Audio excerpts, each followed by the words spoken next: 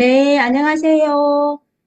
소개받은 정희원입니다. 반갑습니다. 네, 여기는 경남 창원입니다. 예, 내일 또, 이렇게 오늘부터 또 이렇게 주말이잖아요. 그래서 많은 분들이 또 이렇게 또 밖으로 나가시고 막 그러는데 또 많은 분들이 또 들어오고 계시네요. 그러면 시간이 되었으니 제가 강의를 하도록 하겠습니다. 공유하겠습니다.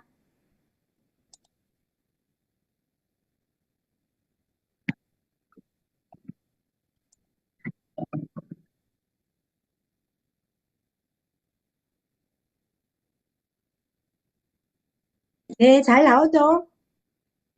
네. 네. 네, 네. 제가 오늘, 강의할 주제는 감기약의 불편한 진실. 지금 이제 한절기잖아요. 그래서 이 주제를 잡아서 강의를 하려고 합니다. 네. 그러면 이제 강의를 시작할게요.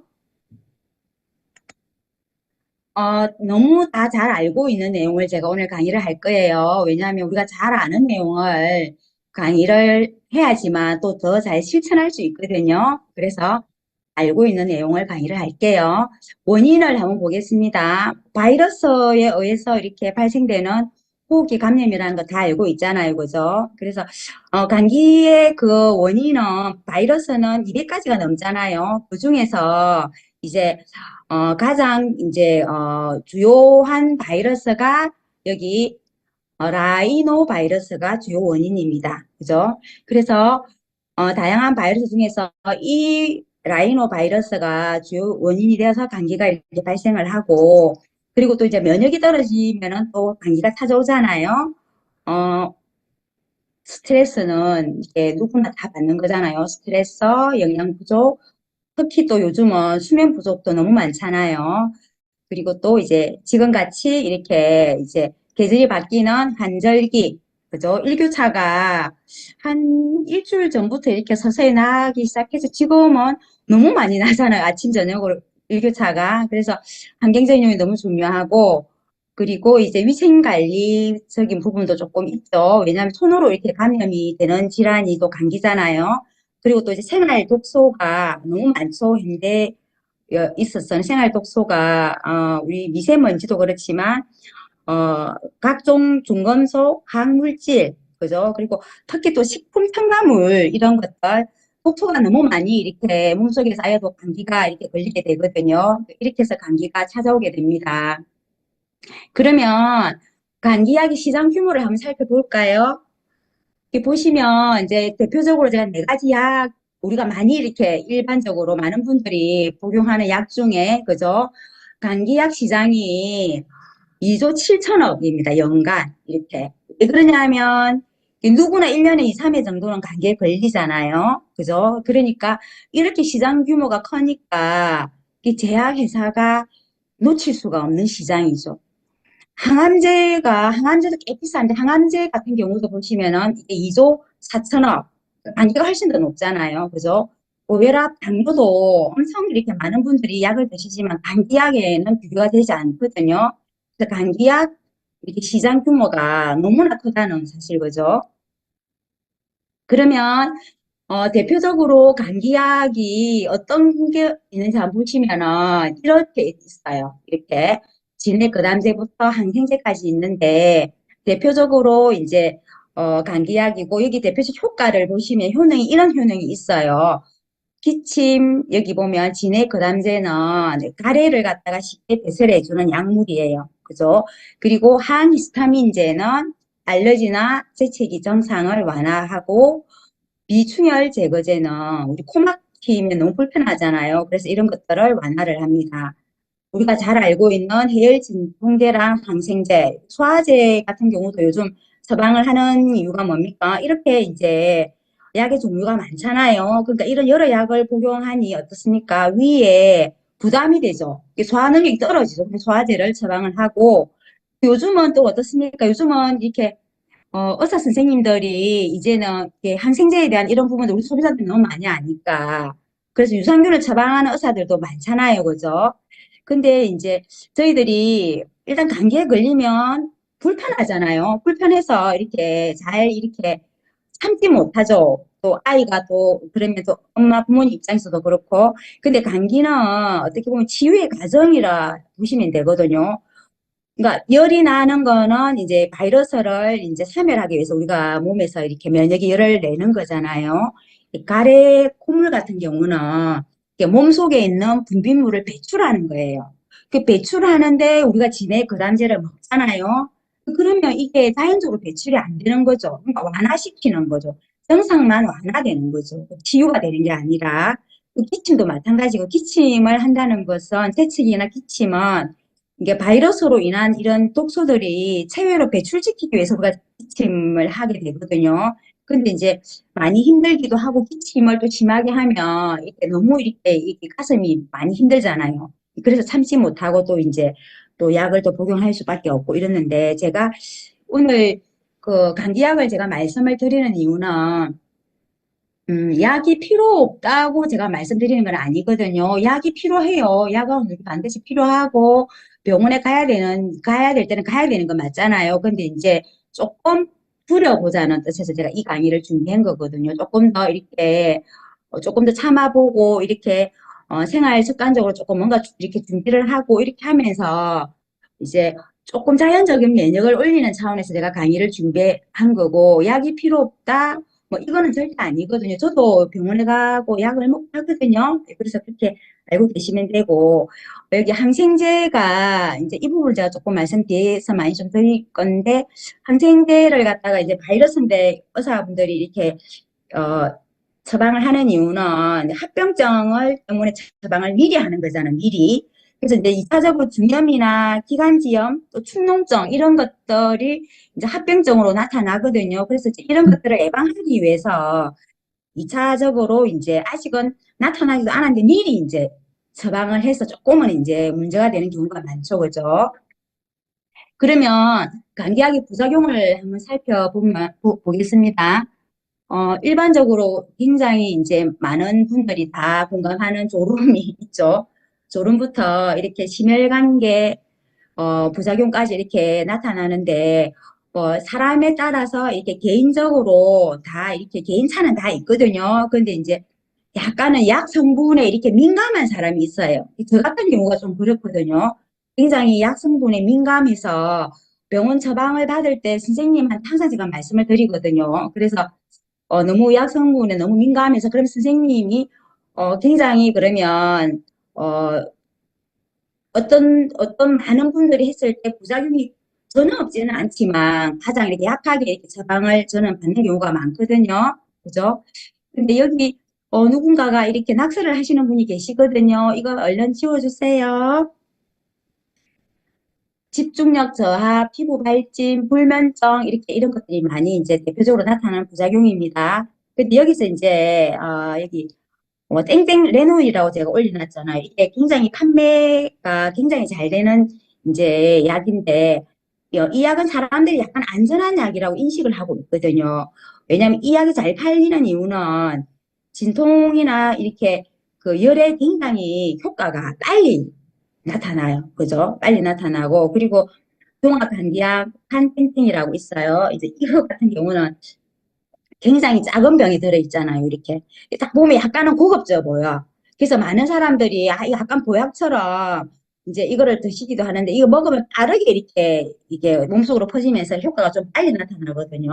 근데 이제 이 약들이 뭐냐면, 예, 문제가 뭐냐면, 뭐 장기 복용하는 경우는 많이 없겠지만, 이렇게, 감기가 너무 심해갖고 잘 안 떨어지거나 이럴 때 왜냐면, 복용량으로 복용하시는 분이 계시거든요. 이럴 때 뭐냐면 노인 같은 분들이 이렇게 약간은 복용량이 많으면 이게 간 손상을 시키는 위험이 굉장히 많이 있거든요. 이런 내용들은 요즘은 이제 다 공개를 좀 하잖아요. 우리나라도 조금 이제는 좀 발전을 많이 했어, 그죠? 그래서 이제 감기약의 이게 부작용이 이제 생각보다 이렇게 많은데 사람들이 그냥 당연하다 생각하고 그냥 감기약을 복용하잖아요. 왜냐면 부작용보다는 내가 빨리 나아야 되니까, 그죠? 그래서 이런 것들을 조금 알면 도움이 되고, 이제, 우리가 조금은 이제 생각해야 될 게, 항생제가 이제 다 처방이 되는, 아까, 바이러스하고 상관없이 균인데 항생제를 처방을 한다 했잖아요. 그래서 합병증을 막기 위해서. 그래서 대표적으로 항생제 부작용이, 이런 부작용이 있어요. 근데 여기서 보면은 항생제가 여기 신경계 돼 있잖아요. 왜 방송에도 많이 나오던데 항생제 때문에 그 이렇게 아파트에서 뛰어내려서 이렇게 사망한 사건도 몇 건 있었잖아요. 그죠? 그리고 여기 보시면 아나필락시스, 스티븐 증후군 이 부분들은 생각보다 이게 이렇게 엄청나게 많지는 않지만 그렇다고 이게 적게 발생하는 게 아니거든요. 이게 아나필락시스 이거는 뭐냐면 우리 약물을 투여하면 이게 30분 이내에 이렇게 혈압이 이렇게 급격하게 떨어지면서 이게 호흡 곤란을 이제 동반하고 급성으로 이게 알러지가 엄청나게 이게 급성으로 나타나는데 이게 긴급 대처를 하지 않으면은 이게 사망에 이른다는 거죠. 근데 저희들이 뭐 이렇게 이 약을 복용을 하고 뭐 119를 부르고 또 내가 병원 가는 시간이 이렇게 걸리잖아요. 아무래도 그죠? 그럴 때는 이게 굉장히 위험한 거고. 그리고 이거는 다 좀 많이 알고 계시잖아요. 스티븐 증후군 같은 경우는 이거는 영상도 굉장히 많거든요. 많은데 이게 이제 굉장히 무서운 게 뭐냐면 이게 생각보다 사망률이 너무 높아요. 이게.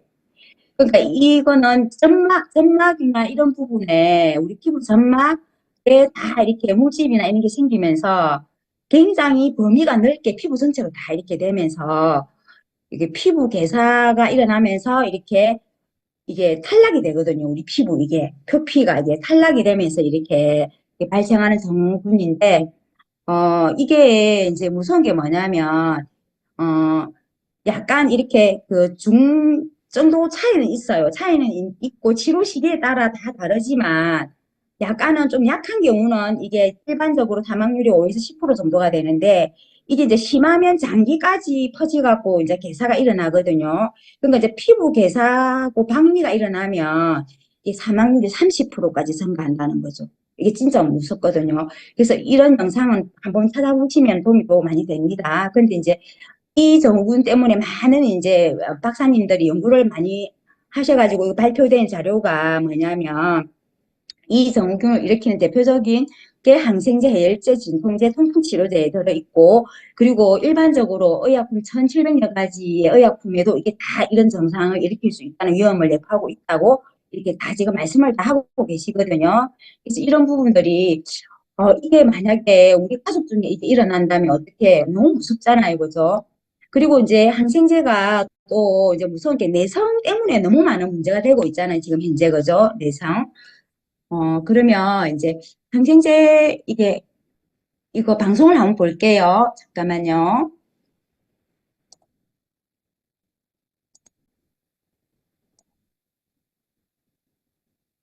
최근 독감이나 감기, 노로바이러스로 병원을 찾는 경우가 많습니다.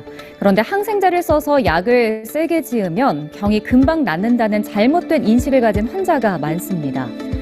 보통 항생제는 우리 몸에 세균이 침입해 감염을 일으켰을 때 치료하기 위해 쓰이는 약입니다. 감염의 원인이 되는 세균을 죽이고 억제하기 위해 만드는 물질로 항생제가 개발된 건데요. 세균 종류나 감염 부위에 따라 적절하게 사용을 해야 합니다. 중요한 건 항생제는 세균 감염에만 써야 하는데 이를 잘 모르는 경우가 많습니다. 세균과 바이러스는 각각 항생제 또 항바이러스제에 반응하는 특성을 가지고 있습니다.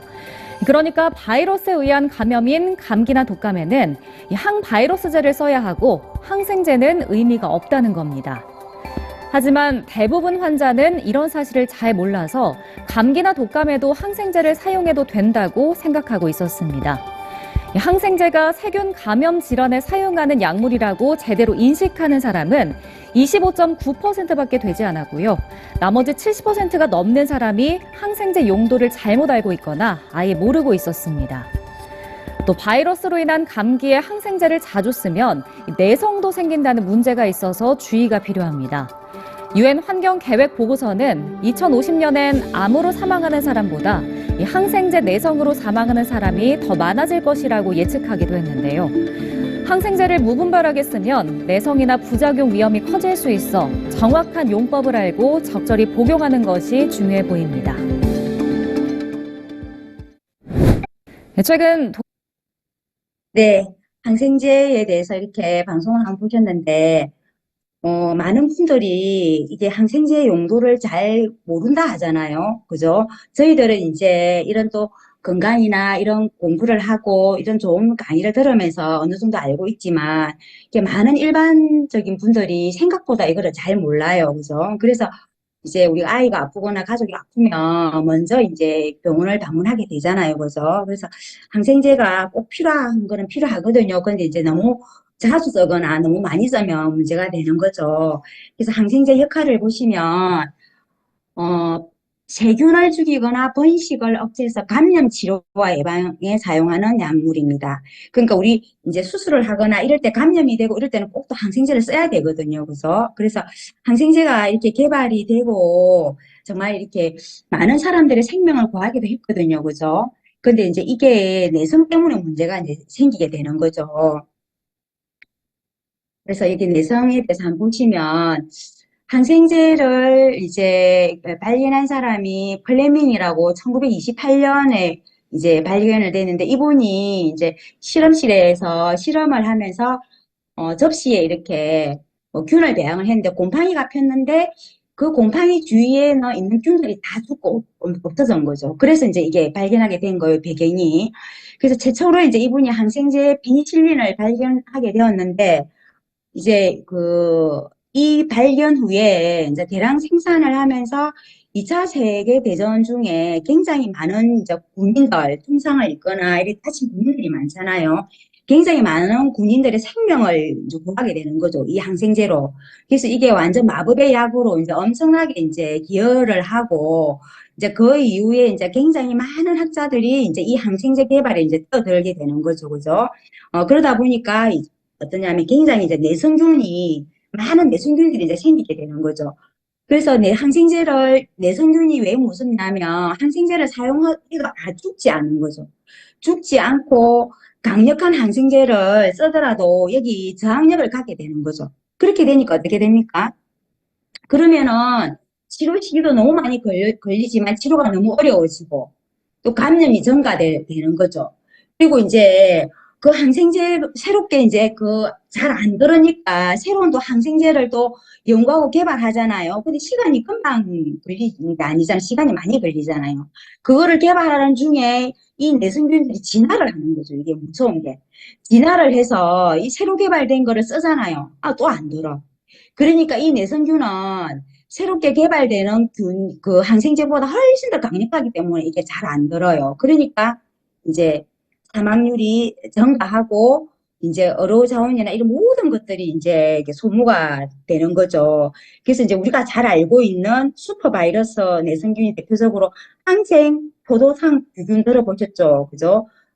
그거랑 내성균이 방코마이신이라는 그 균이 있어요. 근데 이 균 같은 경우는 현재 강력한 항생제를 써도 소용이 없잖아요. 이게 너무 내성이 강해져서. 그래서 아까 뒤에 한번 보시면, 여기 보시면, 항생제 내성 보고서 발표 자료 있잖아요. 아까 방송에서도 나왔잖아요.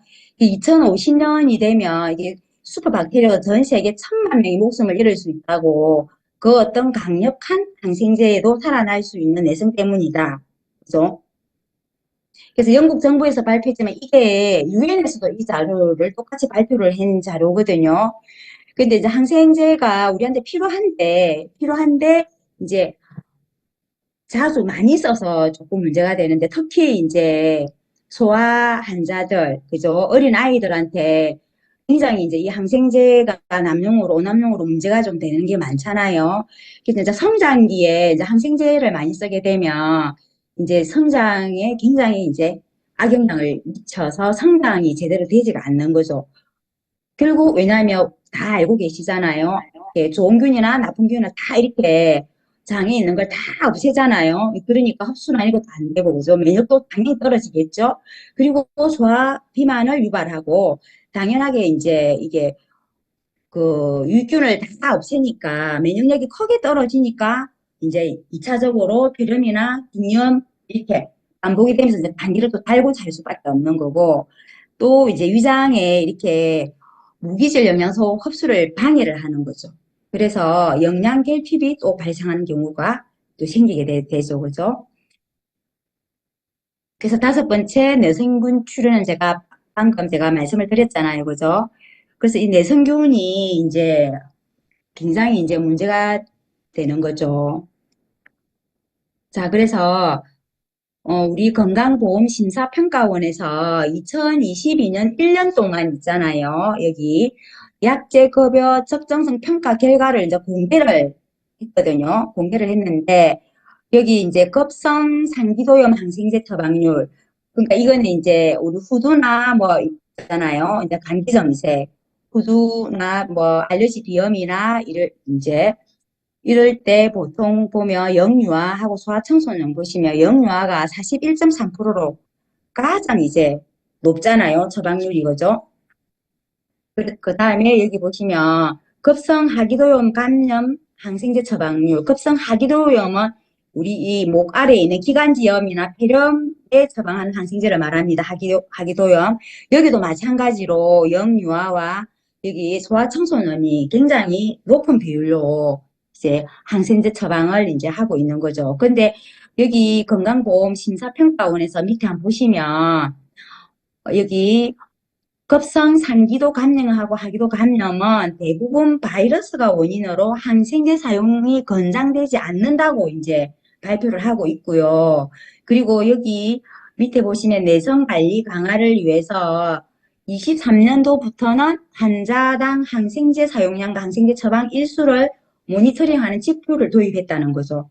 그러니까 우리 이제 그 국가에서도 이제 이런 것들이 위험하다는 걸 알고 이제 미리 이제 준비하고 있어요. 이게 너무 다행이지 않습니까? 그죠?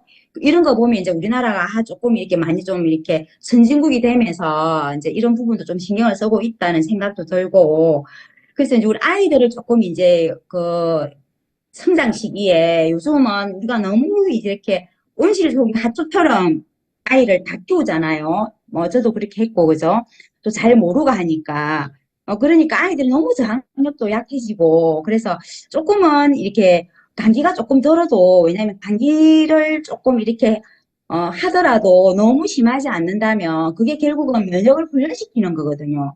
발저 들어오고 감기를 아예 안 하고 살 수는 없잖아요. 그런데 이제 적정하게 우리가 병원도 가야 되지만 아주 가벼운 감기에 우리가 이렇게 항생제나 이런 감기약이나 이런 것들은 조금은 줄여서 이제 하는 게 훨씬 아이의 건강에 더 많은 도움이 되는 거죠. 자, 그러면 올바른 항생제 복용법을 보시면 뭐 당연하게 우리가 필요할 때만 먹어야 되잖아요. 당연히 어르신 처방을 받아야 되고, 근데 이제 정확한 시간과 간격을 맞춰서 이렇게 정량을 복용해야 되고, 복용을 시작하면 네 번째 보시면 기간을 지켜서 복용을 해야 되는데, 이게 저도 좀 그랬던 것 같아요. 그러니까 조금 괜찮으면 그냥 이거를 그냥 안 먹이고, 또 어떤 분들은 이게 남으면 냉장 보관하지 않나요? 냉장 보관했다가 또다시 이거를 또 먹이는 또 그런 경우도 있더라고요. 있고, 그죠? 그리고 또 어떻습니까? 이게 남는 거는 또 저희가 어디에 버립니까? 배수대나 화장실 변기에 버리잖아요. 그러니까 뭐 항생제만 버리는 거 아니잖아요. 우리 일반적으로 아까 말했던 뭐 항암제부터 고혈압, 당뇨 뭐 약 많잖아요. 약 종류가. 그런 것들을 뭐 약국 안 갖다 주잖아요. 다 알아서 그냥 우리가 폐기 처분하거나 버리거나 이렇게 하잖아요. 그러니까 그런 것들이 또 다시 식수 오염이 돼서 다시 또 저희한테 또 이게 또 돌아오잖아요. 그래서 그런 것들이 정말 많잖아요. 그죠? 그래서 조금은 이제 올바르게 필요한 만큼 우리가 해야 되는데, 어, 너무 이제 우리나라 이제 이렇게 해서 많이 처방을 좀 많이 하니까 이제 조금은 걱정이 되는 거죠. 이게 이제 저도 이제 처방을 받으면 이거 너무 많은 걸 처방한 거 아닌가 막 우리 물어보기도 하잖아요. 요즘은 의사 선생님한테 그죠. 그래서 항생제를 이렇게 빼달라고 하면 요즘은 다 빼주더라고요. 의사 선생님들도. 그래서 이제 이런 부분들을 조금은 이제 지켜서 이렇게 한다면 좀 도움이 되겠죠. 그래서 여기 보시면 오른쪽에 있는 자료가 2016년도 자료고 왼쪽이 2019년도에 질병관리청에서 제출한 자료거든요. 그래서 이제 3년 정도 차이잖아요. 지금 여기 2016년도 보면은 거의 우리나라 세계 2위 정도 된 지금 여기 3위 돼 있잖아요. 근데 지금은 좀 더 많이 떨어졌어요. 이제 왜 그러냐면 2007년 이후로 2007년 이후로 항생제를 이제 써는 빈도가 좀 많이 좀 줄었어요. 이제 사람들이 좀 많이 알고 또 이제 이런 내성이나 이런 것들을 너무 또 이제 방송에서 많이 말을 하고 또 이제 많이 알려져 있거든요. 그런데도 이제 우리가 전 세계적으로 봤을 때는 5위 안에는 들어가는 거죠. 그죠? 그래서 지금은 이제 조금은 줄고 있어서 그나마 너무나 다행이다. 이 생각이 듭니다. 자, 그러면 항생제도 뭐 이렇게 또 뭐 문제지만 또 해열제는 그럼 어떻습니까? 해열제? 이 해열제도 이 정말 이게 우리 면역을 떨어뜨리는 것 중에 하나가 또 해열제잖아요. 그죠? 그러니까 이 해열제는 우리가 이제 그 감기 열이 나면 거의 다 해열제를 먹이잖아요. 그리고 또 이제 약간의 미열에도 이제 또 엄마들이 아빠들이 자기 전에 어떻습니까? 미리 또 먹이고 재우는 경우도 있지 않나요? 예전에 제가 좀 그랬거든요. 잘 몰라서니까. 그러니까 조금만 알게 되면 훨씬 더 우리 아이를 조금 더 이렇게 잘 키울 수 있어요. 약은 조금만 써도 되고, 그죠? 그러니까 해열제가 이게 문제점이 뭐냐면 일단은 몸에 이제 바이러스가 들어오면은 이제 발열을 하잖아요. 우리 면역이 이제 활성화돼 갖고 그 열을 갖다가 이제 열을 통해서 바이러스를 이렇게 제거하기 위해서 면역이 활성화가 되잖아요. 그러면 이제 면역이 활성화가 되면은 이때 이제 열이 나니까 이제 바로 이제 그냥 해열제를 투여를 하잖아요. 그죠? 해열제를 투여를 하게 되면 이때 백혈구들이 활동을 정지하는데 이 백혈구들이 너무 곤란에 빠지거든요. 그러니까 자기가 이제 활성화시키 갖고 이 발열을 해서 바이러스를 이렇게 제거하려고 하는데 누군가가 대신 자기가 할 일을 딱 하는 거예요. 이게 들어와서. 그러니까 이 아가 혼란에 빠지면서 시간이 지나면은 내 대신 일할 수 있는 사람이 들어왔구나. 누군가 들어왔구나. 이 정지를 하는 거죠. 그죠? 이 정지를 했다가 이제 약효가 이제 해열제가 투여가 되고 약효가 나면서 시간이 조금 지나면서 이제 해열제 약효가 떨어지면 다시 또 열이 나잖아요. 그러면 다시 또 어떻습니까? 우리 백혈구가 다시 이제 또 준비를 하는 거야. 열을 잡기 위해서. 근데 또 우리는 내가 다시 또 해열제를 투여를 하는 거죠.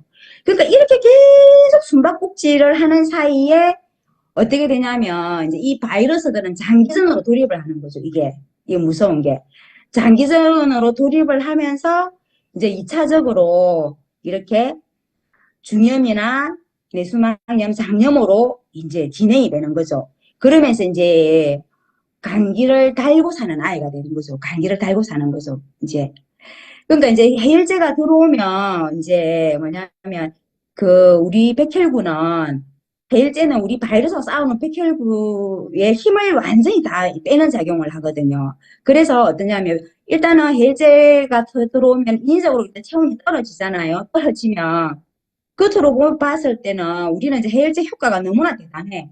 해열제 열이 떨어지니까.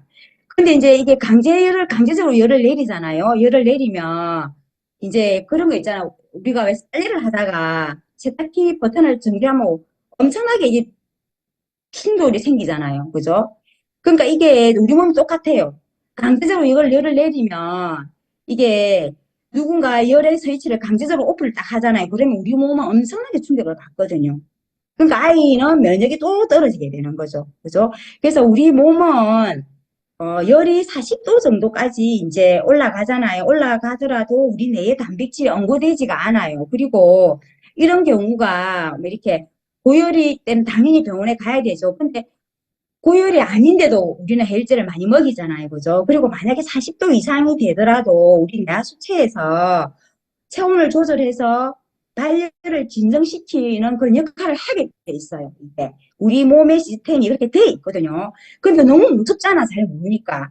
근데 뭐 열중대 하고 막 그런 거 너무 무서워가지고 왜냐하면 아이를 양육하는 부모님 입장에서는 거의 38도만 뭐 가도 뭐 약을 뭐 일제를 먹이는 분들이 너무 많고 뭐 그런 거 진짜 많잖아요. 그런 부분들이 정말로 이게 위험하다는 거죠. 그 부분들이, 그죠? 그래서, 해열제가 필요할 때는 필요하지만, 당연하게 해열제도 굉장히 큰 문제점이 있다는 거. 그래서 여기 보시면, 이거는 EBS의 감기약 치제 부분, 이거 많이 보셨잖아요. 이거 한번 들어가서 한번 더 보세요. 이게 보시면, 여기에 이제 우리나라의 이제 청년이 일반적인 감기 증상으로 이제, 각 나라에 이제 그 병원을 방문한 거예요. 이런 증상으로 이제 갔어요. 감기 증상으로. 미국의 전문의는 이렇게 이야기했어요. 항생제 먹을 필요 없고, 다른 약도 필요하지 않다.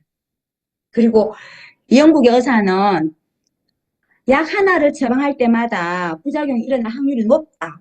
독일 어떤가, 독일 의사분은, 몸이 스스로 낫거나 강해지려는 움직임을 방해합니다. 이렇게 했어요. 그리고 영국 전문의가 여기서 어떻게 또 말씀을 하시냐면, 약 하나를 처방할 때마다 부작용이 일어날 확률이 높습니다. 이렇게 말씀을 하고, 이분이 2, 3일 정도 뒤에 감기가 심해지면 저한테 연락을 주세요. 이렇게 이야기하시더라고요. 너무 다르잖아요, 우리나라하고. 그죠? 근데 이 네덜란드의 이 전문, 네덜란드도 항생제하고 다 쓰거든요, 약을. 근데 여사분이 세상에는 감기약에 대한 많은 이야기들이 있지만 대부분 진실이 아닙니다.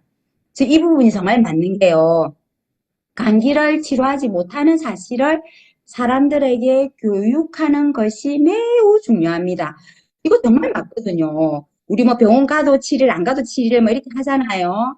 그러니까 이런 건강 강의나 이런 강의를 좀 들으면서 우리가 조금 교육이 된다면 알게 되잖아요. 알게 되면 실천하는 확률이 높아요. 그래서 반복적으로 어떤 강의라도 반복적으로 들어야 되는 게 우리는 다 망각을 하잖아요. 반복적으로 듣게 되면 정말 가족의 건강이 정말로 도움이 많이 되거든요. 왜냐하면 반복적으로 들었을 때 우리는 실천하게 되는 거거든요. 그래서 여기 보시면 같은 감기지만 한국과 다르게 단 하나의 약도 처방하지 않는 외국에 있잖아요. 우리나라 같은 경우는 최소한 5개, 그죠? 7개까지는 다 처방을 하거든요. 그죠?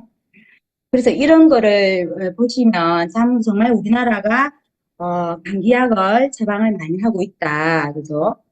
그러면 의사들이 이제 다 알고 있잖아요. 의사들도 감기약을 처방하는 이유는 여기 이제 구조적으로 그렇잖아요. 저희가 병원에 가면 뭔가 처방이나 뭔가를 받아와야지만 이 심리적으로 이게 안정이 되잖아요. 그러니까 그냥 뭐 의사한테 가실 때 의사가 처방전을 뭐 끊어주지 않는 의사는 거의 없잖아요. 일단 뭐라도 끊어주잖아요. 그러니까 일단 처방전이 없으면 우리는 이제 뭔가가 계속적으로 치료가 되지 않는다는 그런 믿음이 강한 거죠. 그러니까 심리적으로 불안하죠. 그죠? 이거 뭔가를 받아와야지만 이게 안정화가 되는 거죠. 그리고 아까도 또 이제 감기약의 또 시장을 제가 말씀을 드렸잖아요. 수익성이 1이잖아요. 감기약이. 왜냐하면 누구한테도 다 걸리는 그런 질환이니까. 그죠? 그래서 이제 계속적으로 이제 이렇게 약에 의존하게 되면은 이제 우리가 면역이 아이들 같은 경우는 면역이 자라지 않아.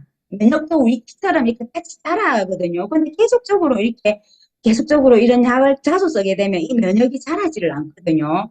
그러면 이제 그 애가 커도 성장이 되었을 때도 그렇게 건강한 아이가 되지 않는다는 거죠. 그리고 이제 제약회사 마케팅은 다 알고 있잖아요. 이제 광고와 감기를 치료하고 있다는 잘못된 이제 지속적인 광고로 굉장히 잘못된 믿음을 계속 우리한테 주입하고 있는 거죠. 그리고 이제 우리는 이러한 믿음을 어릴 때부터 경고해지면서 이제 우리가 성인이 되잖아, 어른이 되잖아요. 어른이 되면 완전하게 이제 이게 고정관념화 되는 거죠. 그래서 그렇잖아요. 아프면은 뭐 부모님이나 배우자들이 병원을 왜 병원 안 가? 감기 걸리는데 왜 약 안 먹어? 막 병원 안 간다고 짜증내거나 이런 경우도 많잖아요. 특히 이제 아이가 조금 가볍게 감기를 하고 막 기침을 하고 막 이러면 막 병원을 안 데리고 가는 남편들 막 하면은 남편들도 꽤 많거든요. 예, 그렇거든요. 그런 부분들이 어쩌면은 조금은 이렇게 병원 가는 횟수를 줄이는 게 훨씬 더 아이의 건강을 위해서 도움이 더 많이 되는 거죠. 그래서 그 개인 병원 하시는 분 그 말씀을 들어보니 요즘 또 이제 이제 독감 또 이제 또 지금 이제 예방접종 시즌이잖아요. 그러니까 개인 병원에 그 노인분들은 또 너무 많이 맹신한 분도 많잖아요, 병원을. 그러니까 아침에 왔다가 또 저녁에도 온대요. 병원에 두 번 온대요, 두 번. 왜냐면 이제, 그, 뭐, 1,500원이라 하더라고요. 이렇게 방문 병원에 진료비가 만 65세 뭐 이상은 병원비가 많이 싸나 봐요. 그죠? 예, 그리고 이제, 그랬잖아요. 우리나라에서 그 얼마 전에 3일 이상 이렇게 병원을 방문하면 의료보험을 인상시키겠다. 뭐 이 말씀도 있었잖아. 이 말도 그 방송에 한번 나온 적이 있었는데. 그래서 정말 이렇게 감기도 그렇지만 우리는 너무 닥터 쇼핑을 너무 많이 한다는 거죠. 이 사람들이. 물론 이제 내가 컨질환 때문에 이렇게 뭐 두세 군데를 가야 되는 경우도 있지만 그게 아닌 경우 건강 염려증이 있는 분들 같은 경우도 꽤 많잖아요. 요즘은 그죠? 그래서 이런 부분들, 그죠? 그래서 이제 다 알고 있죠. 의사들도. 그럼 보세요. 나는 감기약, 뭐, 약도 별로 안 먹고, 감기 걸려도 나는 약 안 먹어.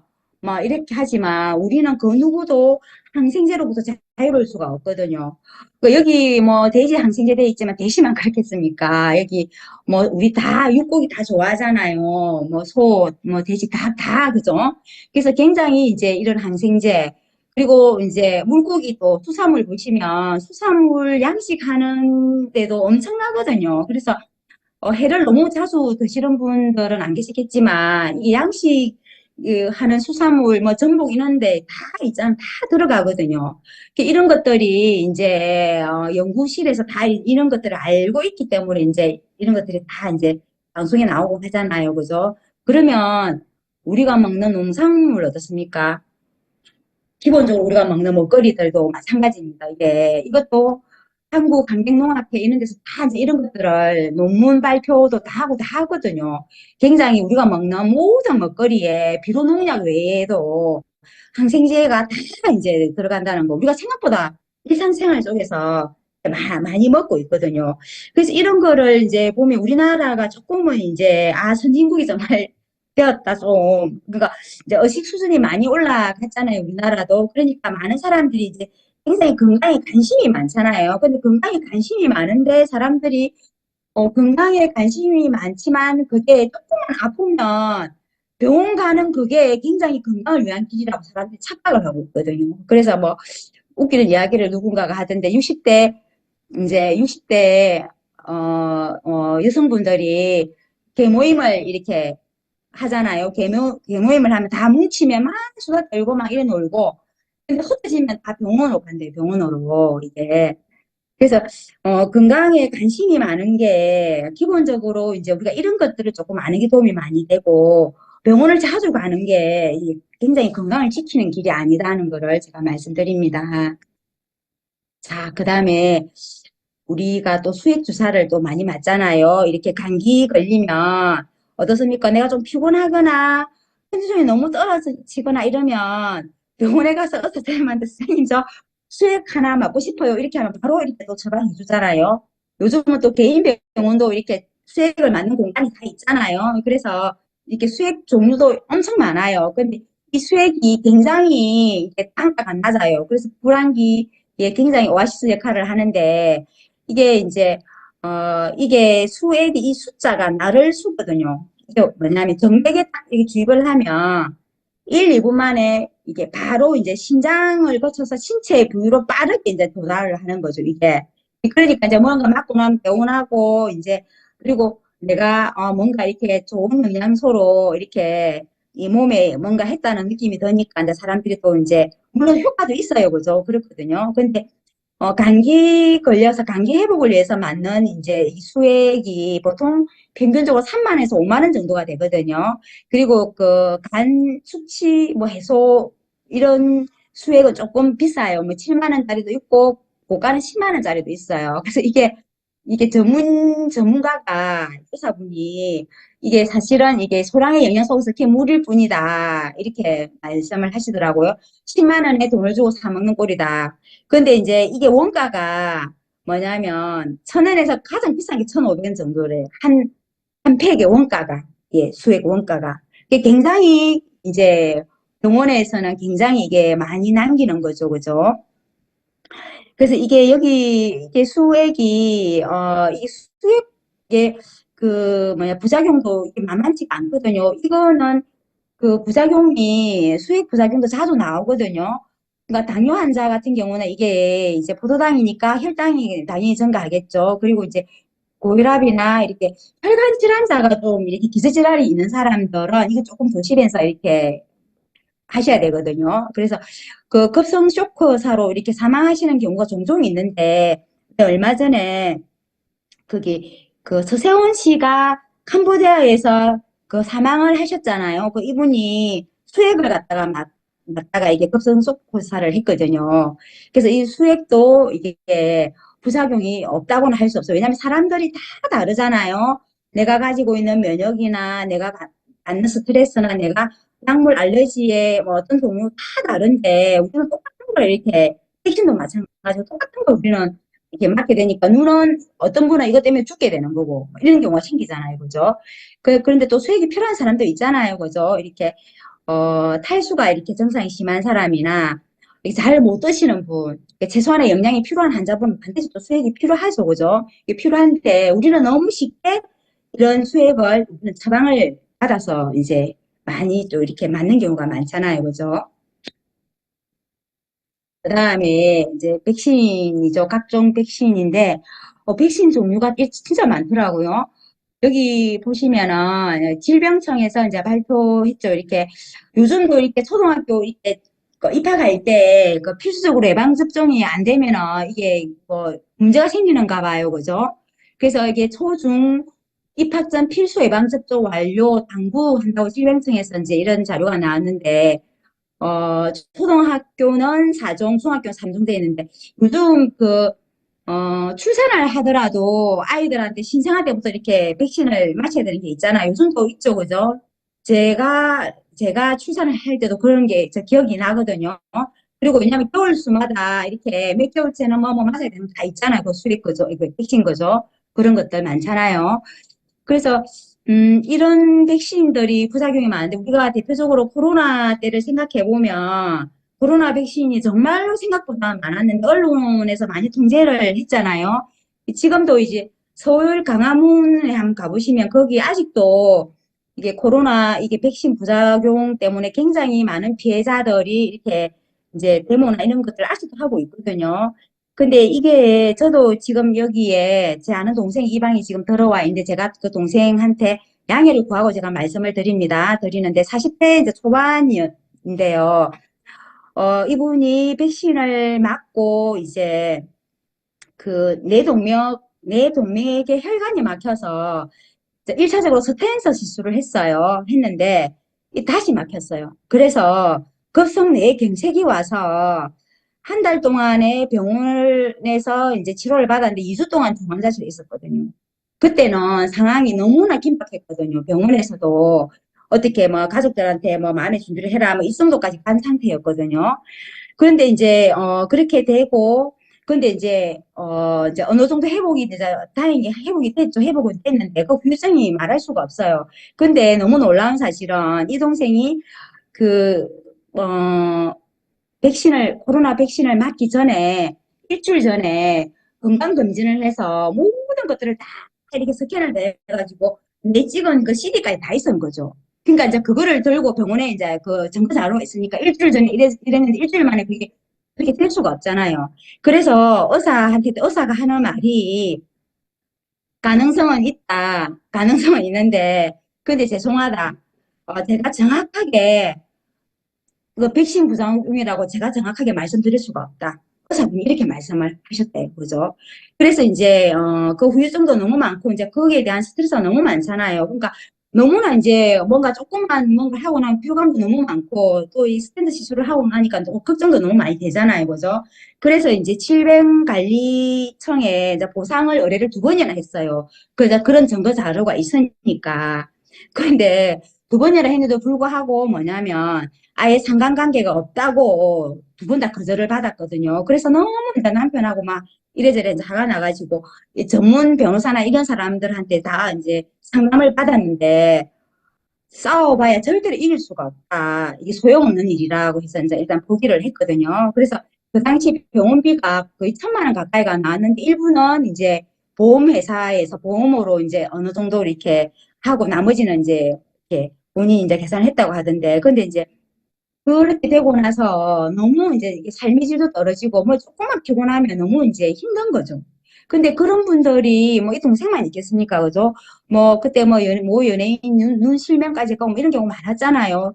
그러니까 이게 이제 굉장히 이제 빠르게 이제 바이러스가 이렇게 다 이렇게 번지다 보니까 전 세계에서도 이런 경우가 잘 없었잖아요. 그러니까 너무 다르게 만들어서 어떻게 보면 우리 사람들이 인간이 마루타가 된 거잖아요. 우리가 실험 대상자가 됐지 않습니까? 그 당시에 우리가 정부에서 백신을 이렇게 맞으라고 엄청나게 공고를 했고 사실 그때 백신을 맞지 않았을 때 뭐 생활을 못 했잖아요. 그죠? 그러니까 뭐 어디 밥집이나 뭐 커피숍 가면 그거 확인돼야지만 들어갈 수 있었잖아요. 그래서 저도 굉장히 백신이나 이런 데 부작용 좀 많은 그런 몸이라 저도 끝까지 안 맞았거든요. 그래서 제가 그 커피숍에서 쫓겨나고만 그랬거든요. 그래서 끝까지 제가 안 맞았는데 진짜 좀 그때 많이 힘들었거든요. 이렇게 이게 인간관계가 잘 될 수가 없어가지고 좀 우울하기도 했거든요. 그래서 우리가 이게 사람이 결국은 이게 마루타 대상이 되지 않습니까? 그죠? 그래서 이게 크고 작은 부작용들이 너무 많았잖아요. 다 발표는 안 됐지만. 그리고 여기 보시면 미국 질병통제센터 CDC라고 있는데 이게 미국을 대표하는 그 기관이거든. 엄청난 기관인데 이 기관이 이게 그 제약회사의 대변인 거라 꼭두각시를 한 거죠. 그러니까 여기 보면 운영 재정이 거의 백신 판매 수익에 의존하는 거죠. 이 질병통제센터가. 근데 이게 박사가 이게 홍역 백신하고 자폐증의 연관성을 밝힌 연구 결과를 밝혔는데도 불구하고 은폐를 했는데 이게 미국의 언론들이 절대 기사로 다루지 않았거든요. 그게 왜 그럴까요? 왜 그러냐면 미국은 제약회사가 방송국을 소유하고 있어요. 엄청 많아요. 제약회사 돈이 엄청 많거든요.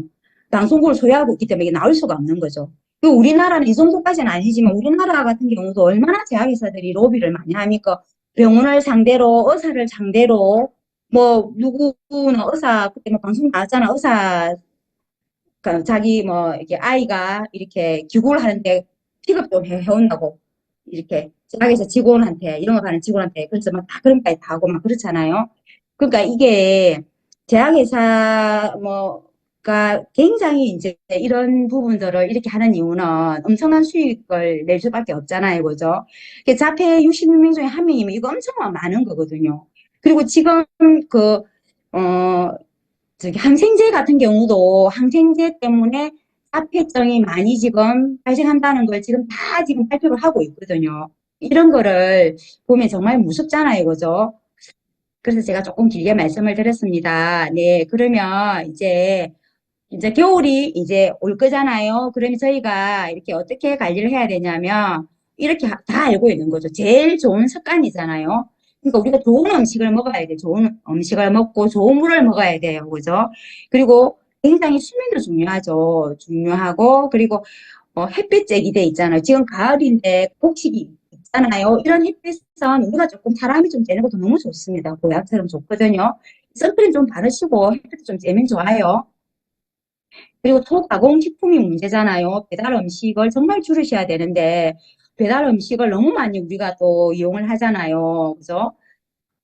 여기 보면 고탄수화물도 그렇고 설탕, 우리 뭐 단짠, 뭐 설탕 안 들어가면 맛이 없잖아요. 근데 이 설탕이 암 환자들한테도 이게 치명적이지만 이 설탕이 100g을 섭취하면 폐혈구 활동 능력이 5시간 동안 떨어지는 거죠. 그래서 설탕은 정말 줄이셔야 되고, 그리고 친환경 생필품 이게 얼마나 중요하냐면 우리 건강의 가장 기본은 이 몸에서는 생필품을 친환경을 쓰셔야 됩니다. 아무리 내가 좋은 식품을 먹고 좋은 식습관을 갖고 있다 하더라도 우리가 몸에서는 샴푸나 화장품이나 많잖아요, 그죠? 목욕용품이나 많잖아요. 이런 것들을 생필품을 친환경적인 걸 쓰지 않잖아요. 그럼 우리 건강은 좋아지지 않아요. 이게 가장 기본 베이스거든요. 그래서 친환경 생필품 정말 아메이 제품 너무 대단하잖아요. 그죠? 왜냐하면 사람과 어, 지구에 해가 되는 거는 절대 만들지 않겠다는 게 그 기업의 철학 그 이념이거든요. 그래서 이런 것들 조금 공부해 보시면 도움이 됩니다. 그 다음에 이제 여기 보면 필수 영양소돼 있잖아요. 지금은 영양소들이 다 줄은 걸 알고 있잖아요. 그러니까 그 지구 정상회의를 했는데 거기 178개국에서 참여를 했거든요. 근데 전 세계의 농지의 영양소 고갈 상태가 아메리카나 아시아나 유럽 전체적으로 거의 80%가 그 토양이 영양소가 다 고갈돼 갖고 거기서 나온 농작물들은 우리가 먹어봐야 다들 너무나 부족한 거예요. 왜 그러냐면 그거 인간이 그렇게 다 만들었어. 인간 활동들을 다 우리 인간들이 비료나 살충제나 제소제를 다 만들고 GMO 이런 것들을 다 조작해 갖고 용량을 늘리고 이렇게 하잖아요. 그래서 지금은 우리가 아무리 잘 먹더라도 영양소가 다 부족하게 돼 있거든요. 그래서 지금 굿모닝 많이 하고 있잖아요. 이게 유산균, 그리고 미네랄이 이렇게 충분한 물, 그리고 단백질, 그죠? 제오메가, 유기농 콩으로 되어 있는 거. 이거 세 개만 정확하게 내가 하루에 딱 이렇게 두 번 먹어도 너무너무 이렇게 기본적인 면역 관리는 다 되거든요. 그리고 이게 두 번째 그림에는 더블 X 있잖아요. 이게 너무나 대단한 거예요. 이거는 많은 논문에 발표가 다 됐거든, 이미, 그죠? 이게 사람의 우리 세포의 60쪽에 모든, 모든 세포에 다 작용을 다 하는 거죠. 그래서 영양의 균형을 딱 맞춰주는 거죠. 그리고 우리가 스트레스를 받잖아요. 스트레스를 받으면, 이게 세포들이 이렇게 손상이 되잖아요. 그걸 그때 바로바로 복구시켜 주는 거예요. 하루에 두 번 드시면 바로바로 복구시켜 주는 거예요. 그리고 무엇보다도 우리 한국인의 식습관에 맞춰서 딱 들어오는 거거든요, 이거는. 그래서 우리 한국인의 완전한 굉장히 필수품이에요, 이 제품은. 그죠? 그래서 한 가지만 먹으라 하면 이 더블 엑스를 드셔보세요. 그죠? 이 두 번으로 거의 모든 영양소가 공급이 다 되거든요. 그리고 아세로라씨, 강력한 항산화 작용을 하잖아요. 이건 어떻습니까? 이게 공장에서 만드는 게 아니잖아요. 그죠? 아세로라 체리 익기 직전에 그거를 농축을 하잖아요. 그죠? 완전히 음식이에요, 음식. 그리고 제가 가장 좋아하는 카로틴 플러스 이 제품은 반드시 드셔야 됩니다. 이 제품은 이게 계절 상관없이 점막과 피부 우리 점막을 굉장히 강화시켜주고 이게 일단은 우리 균이나 바이러스가 피부를 공격하잖아요. 피부가 점막이 건강하면 안으로 못 들어오거든요. 그리고 또 이게 안구 건조증에도 너무 좋잖아요. 그죠? 또 걱정 안 해도 되는 게 우리 제품은 이게 지용성이라도 이거는 우리는 필요한 만큼만 이게 전환하기 때문에 쌓이지가 않아요. 걱정 안 하셔도 되거든요. 그리고 가리 비타민입니다. 겨울 되면 체온이 떨어지는 경우가 많잖아요.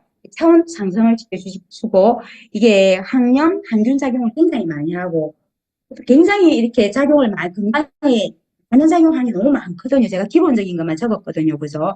그래서 지금은 이제는 다 사람들이 건강 관리를 다 이제 해야 된다는 걸 누구나 다 알고 있잖아요. 그죠? 근데 병원을 자주 가는 게 건강 관리가 아닙니다. 그래서 생활 속에서 우리가 조금은 줄이시고 제가 오늘 약이 필요 없고 병원이 필요 없다는 걸 말씀드린 게 절대 아닙니다. 약은 필요합니다. 근데 이제 적당하게 조금 줄여서 그죠?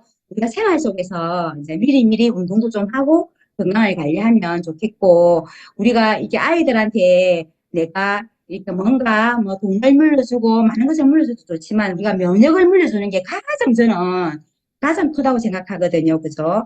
그래서 이제 제 강의는 이제 마치겠고요. 이제 완전 이제 겨울이 되고 이제 기온이 떨어지잖아요. 그래서 우리 모두 다 미리미리 이제 좋은 음식으로 이제 좋은 식습관으로 건강 관리 잘했으면 좋겠습니다. 네, 이상.